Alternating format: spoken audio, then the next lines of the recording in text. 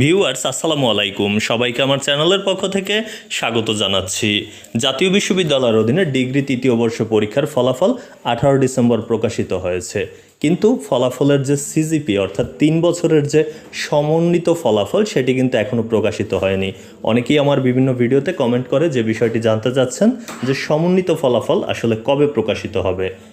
জাতীয় বিশ্ববিদ্যালয়ের নির্ভরযোগ্য সূত্রগুলো থেকে যতটুকু আমি জানতে পেরেছি যে সমন্বিত ফলাফল আগামী সপ্তাহে অর্থাৎ 24 ডিসেম্বরের মধ্যে যে কোনো দিনই প্রকাশিত হওয়ার সম্ভাবনা রয়েছে। তো সেক্ষেত্রে আপনাদেরকে একটু অপেক্ষা করতে হবে। এটি সব পরীক্ষার ক্ষেত্রেই, অনার্সের ফাইনালের পরেও মূলত সমন্বিত ফলাফল বা সিজিপিএ সহ মার্কশিট বের হতে কিছুদিন সময় লাগে। তো ডিগ্রির ক্ষেত্রেও সেরকম সময় লাগবে। মঙ্গলবার কিংবা বুধবার দিন আপনারা সমন্বিত ফলাফল ওয়েবসাইটে দেখতে পারবেন, এমনটাই আমরা জাতীয় বিশ্ববিদ্যালয়ের নির্ভরযোগ্য সূত্রগুলো থেকে জানতে পেরেছি। তো এই ছিল তথ্যটি। এতক্ষণ সাথে থাকার জন্য অসংখ্য ধন্যবাদ।